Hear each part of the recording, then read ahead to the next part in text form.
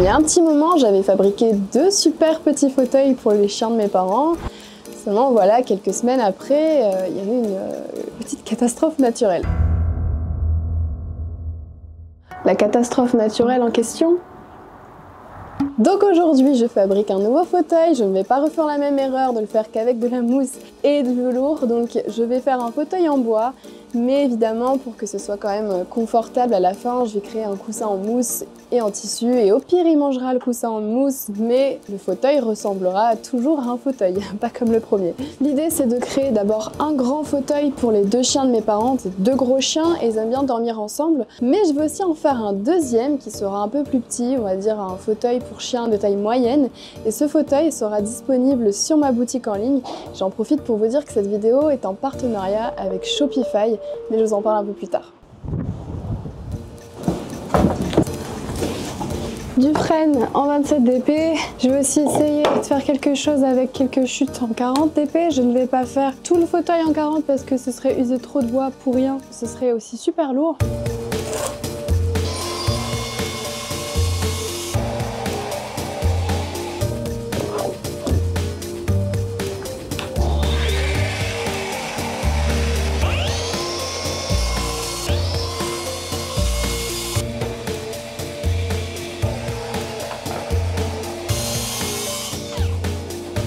Je trouve que ça fait quand même pas mal de bois pour 2 fauteuils et là on est seulement sur les côtés. J'ai usé 2 planches de 3 mètres. Maintenant il me manque les planches pour faire le dossier et devant et derrière. Ces planches là je pense que c'est celles que je vais faire en 40. J'ai un petit morceau ici de frêne en 40 qui me paraît assez grand. Donc j'ai pas découpé l'aubier tout de suite. J'aurais pu le faire d'un coup sur une grande longueur. Le souci c'est que mes planches n'étaient pas parfaitement droites donc découper un grand morceau droit, ça me faisait perdre énormément de bois. Et là justement j'essayais de gagner un maximum de largeur parce qu'elles sont pas très larges ces planches, donc je vais devoir faire pas mal de collage quand même.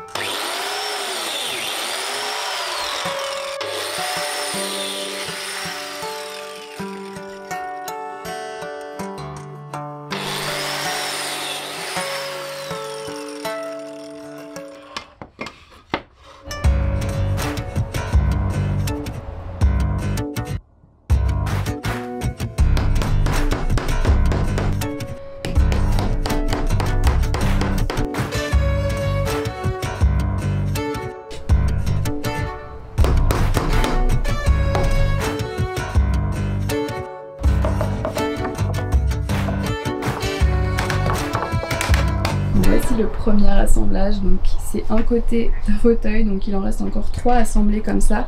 Le petit souci c'est que j'ai pas beaucoup de petits serre-joints comme ça, vous voyez les Wolfras ils servent super bien.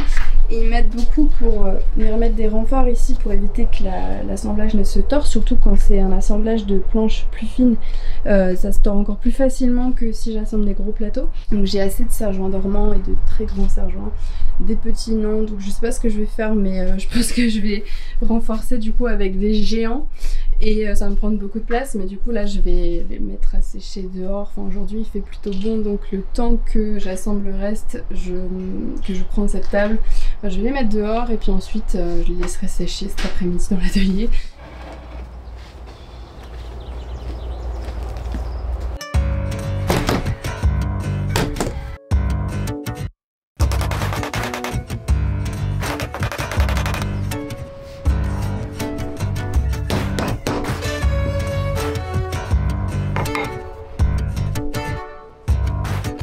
Bon, je fais une petite pause parce que voilà, ça sèche et en vrai j'ai mal au dos, enfin c'est hyper long, on se rend pas compte avec les vidéos. Et donc je vais en profiter pour vous parler du sponsor de cette vidéo, c'est Shopify. C'est une plateforme de commerce tout en un qui est très facile à utiliser et qui permet à n'importe quelle personne de créer son site de vente en ligne. Alors si demain par exemple vous vous réveillez, vous dites ok j'ai envie de lancer un business de fleurs, vous voulez vendre des bouquets de fleurs séchées par exemple, vous n'avez pas besoin d'avoir fait des études de commerce, vous n'avez pas besoin de savoir coder un site pour créer votre site, pour créer votre commerce et vendre correctement. Je parle principalement de vente en ligne, mais avec Shopify vous pouvez aussi vendre en personne ou vendre sur les principaux réseaux sociaux. Perso j'ai créé ma boutique en septembre dernier parce qu'avec les vidéos vous me demandez souvent est-ce que tu vends tes créations, est-ce que tu peux refaire tel truc pour nous le vendre. C'est comme ça que j'ai eu l'idée du coup de lancer DIY Design, ma marque de mobilier. Et moi j'avais aucune expérience là-dedans, aucune expérience dans la vente, dans la création de marques et de sites. Au début j'ai pas mal repoussé parce que j'attendais que ce soit parfait, je voulais que tout soit parfait et ensuite j'ai réalisé que ça ne serait jamais parfait. Et donc je me suis lancée et mon site il est très simple, en vrai il est loin d'être parfait, il y a plein de choses que j'aimerais améliorer, que j'aimerais changer, mais un truc qu'il faut absolument que je fasse c'est prendre le temps de créer plus de choses. C'est vrai que j'ai eu un peu de mal entre les vidéos rénovation et aussi la création de mobilier pour la maison et pour mes proches. Je vais vous montrer un petit aperçu de l'éditeur de page produit. Je vais flouter les photos parce que j'ai pas envie que vous voyez le résultat avant la fin de la vidéo. Donc en gros je mets toutes les caractéristiques du fauteuil, tous les détails de taille, de matière. Je sais pas si je nomme ça fauteuil chien ou fauteuil pour chat ou fauteuil pour animaux ou fauteuil pour enfants, ça pourrait aussi le faire. Vous voyez dans l'ensemble c'est vraiment pas très compliqué. Bref, tu hésites? Arrête. Je vous ai mis dans la description un lien, vous pouvez aller checker, au moins vous renseigner sur la plateforme si vous hésitez. Si c'est plutôt le fauteuil qui vous intéresse, je vous invite dans ce cas à aller checker mon site. Mais surtout, je vous invite à ne plus hésiter, n'ayez pas peur d'avoir une idée de business qui soit bête. N'ayez pas peur de mal faire ou de rater, en vrai on s'en fout. Le principal c'est que vous ayez une idée et que vous allez jusqu'au bout de cette idée. Et au pire c'est un flop, c'est pas très grave, ça fait de l'expérience. Je pense que parmi vous, il y a pas mal de gens qui sont comme moi, qui sont très créatifs, qui ont envie d'entreprendre des trucs. Et comme Shopify, ça rend le commerce accessible à tous, je me suis dit que c'était un truc qui pourrait vous intéresser.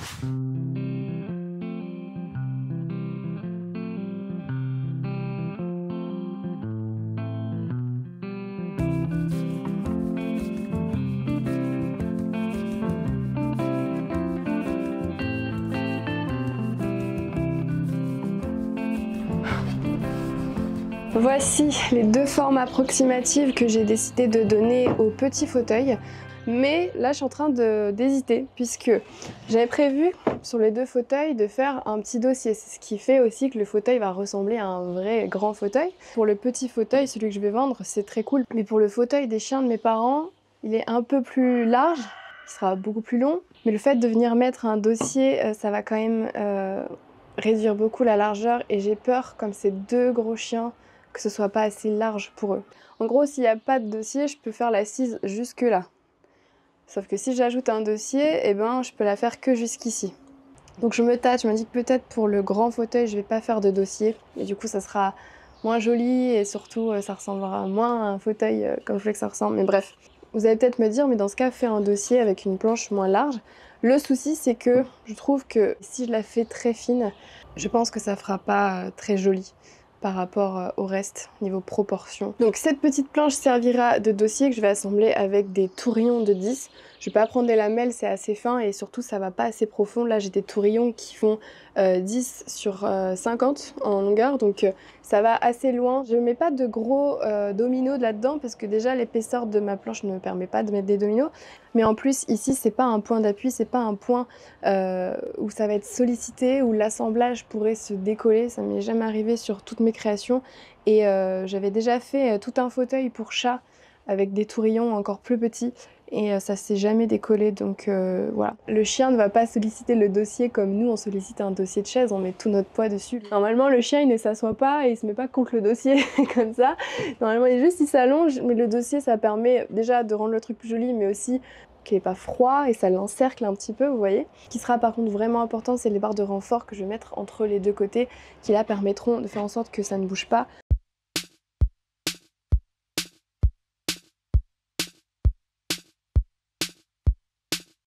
En fait, ce côté, il est plus grand, plus large que le premier fauteuil, mais le morceau est pas au milieu, donc il faut que la forme soit légèrement différente. Du coup, j'ai pas du tout poncé et enlevé la colle qui restait parce que je veux garder les traces des lamelles ici.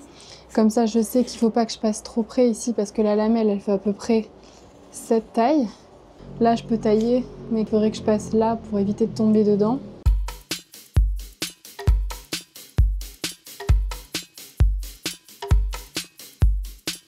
Bon, je viens de dessiner une forme, mais du coup, comme c'est pas au milieu, on n'est pas du tout sur les mêmes proportions. C'est un peu dérangeant, non ?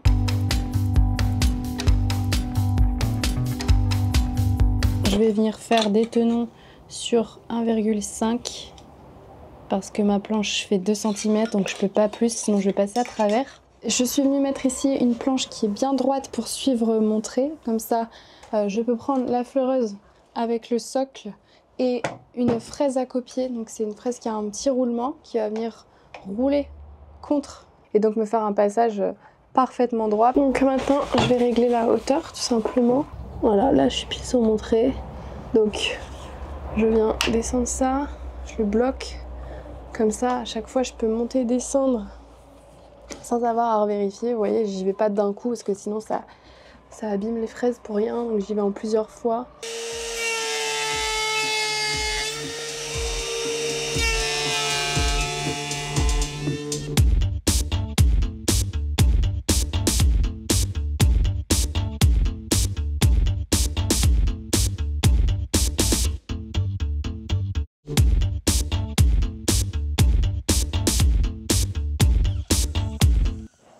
Ça part maintenant sur les mortaises.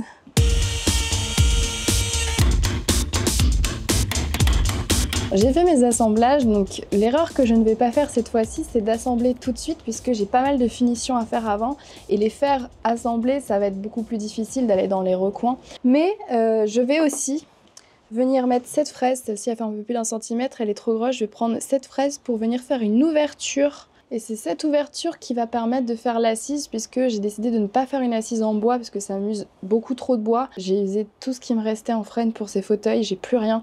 Donc j'ai décidé de faire une assise en sangle.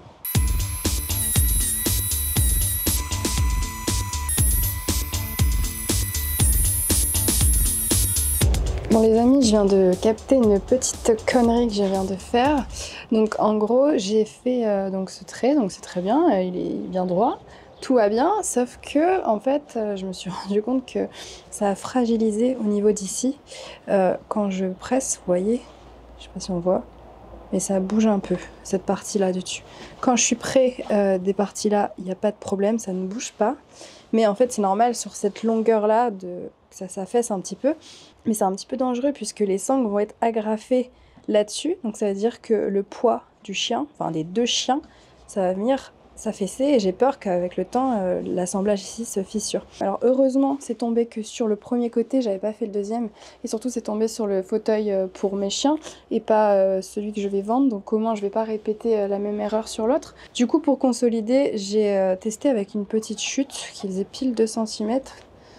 Quand je la rentre ici un peu en force, et ben vous voyez le truc est maintenu. Donc en fait ce que je vais faire, c'est que je vais raboter des petites chutes comme ça là, et comme ça je vais les mettre entre deux et ça va me permettre de renforcer à ces endroits-là.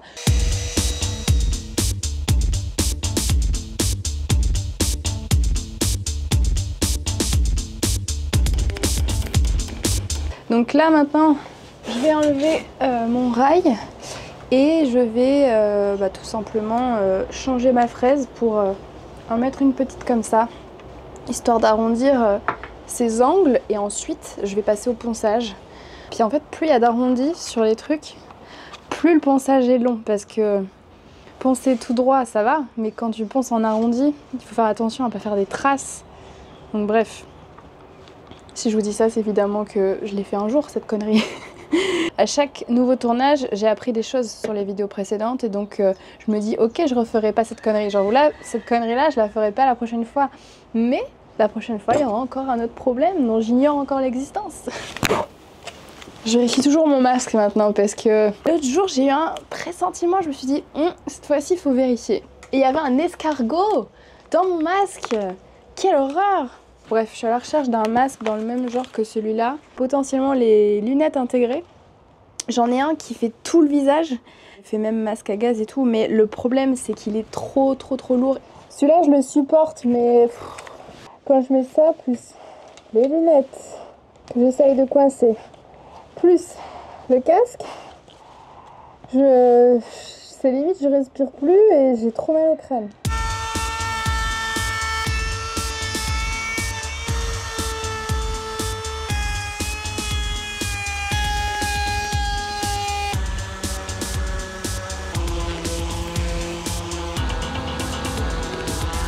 Ça a vraiment trop mimes, les petits trous, vraiment. Je trouve que cette partie-là, regardez, elle est encore plus jolie. Genre limite, ça me donne envie de faire la même chose sur une grande chaise.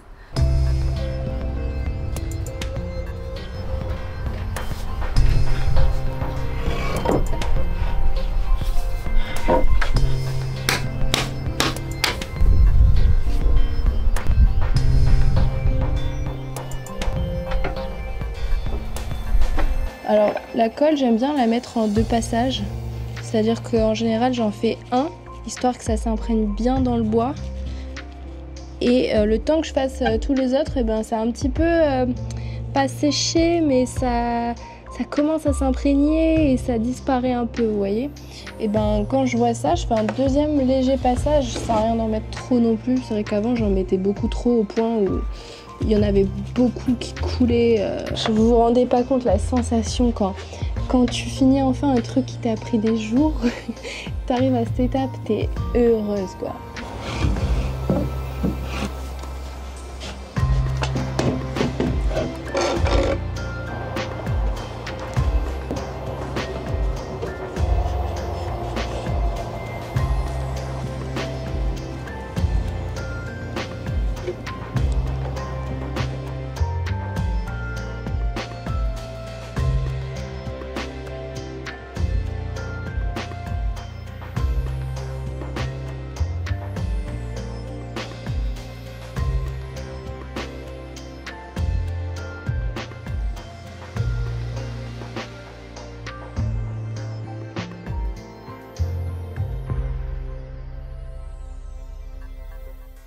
Ça y est, j'ai fini d'assembler, j'ai mis le petit dossier. Je sais même pas encore quelle couleur je fais, si je mets du rubio et que je colore, ou si je laisse naturel et que je mets fondure vernis pour que ce soit juste transparent mais brillant.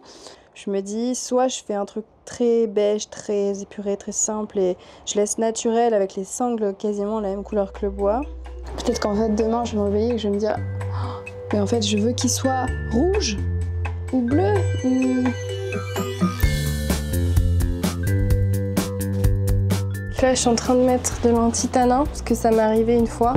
Donc, j'ai pas envie de revoir le même problème. Ça fait des petites taches et c'est pas du tout joli. Bon, le rubio, je vous en ai déjà parlé, c'est en 2 parties. On doit mettre 10% d'accélérateur.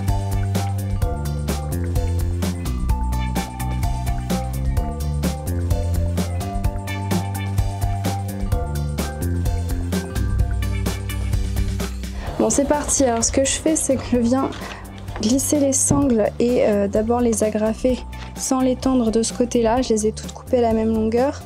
Et ensuite, je vais évidemment bien tendre et faire la même chose de l'autre côté. Par contre, pour ce qui est des parties comme ça, là, je viendrai les entrecroiser.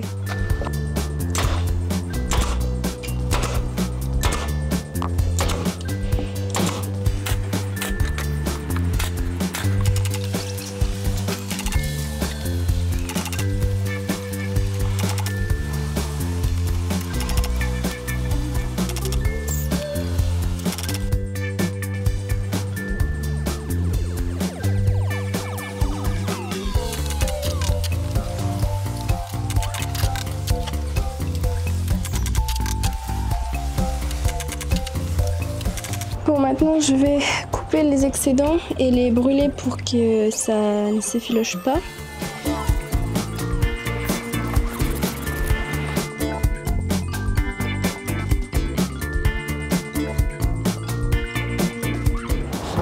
C'est marrant.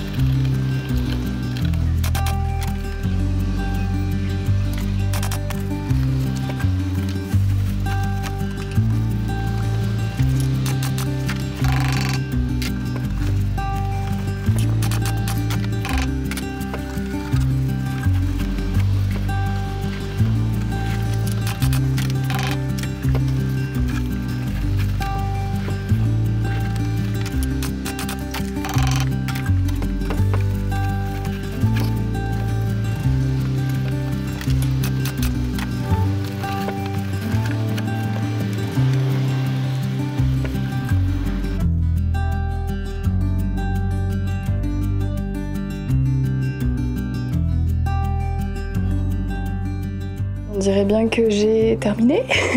Enfin, il me reste les coussins à faire parce que honnêtement, si ça avait été pour nous les humains, ça aurait été suffisant. C'est vraiment très solide. Par contre, un animal va se coincer la patte là dans les trous. Oh, magnifique! Oh là là! Non, mon préféré c'est celui-là. Ah bah c'est celui que tu n'auras pas. Bah oui! Magnifique, magnifique. J'espère que l'ouragan Shelton, il va pas le détruire. Oh purée! Oh! Ah non, il est magnifique, magnifique, magnifique. Je ne sais pas ce que les gens vont en penser. Ouais, en fait, tu vois, les sangles... Ah purée, elles sont bien tendues, celles-là. Et même ça, regarde. Regarde ça. Purée, j'ai jamais vu ça. Et moi, j'aurais un petit fauteuil comme ça pour m'asseoir. Je suis sûr, je tiens dessus. Hein. J'en peux plus. C'est fin de journée. Est-ce que vous pensez que ce type d'assise en sangle, ça fait vachement truc d'extérieur ou ça passe quand même en intérieur? C'est vrai que ça fait quand même plus penser à des trucs d'extérieur. Mais en même temps, je me dis, purée, si je pouvais faire toutes les chaises de la maison avec des trucs comme ça fait économiser du bois, ça fait économiser du temps. Et maintenant, il faut que je trouve encore le courage de faire 2 coussins, de faire un petit système avec des scratchs pour que le coussin soit accroché. Bref, j'aurais dû vous mettre sur le trépied là, ça fait 5 minutes que je parle comme ça. J'ai plus de force. Je voudrais quand même remercier Shopify d'avoir sponsorisé cette vidéo. Pour rappel, si la plateforme vous intrigue, vous intéresse, si vous avez prévu de lancer un business, n'hésitez pas à au moins aller checker, aller voir les offres. Et voilà, et si ce fauteuil vous plaît, n'oubliez pas, vous pouvez aller checker ma petite boutique. Ah, j'ai mal au dos.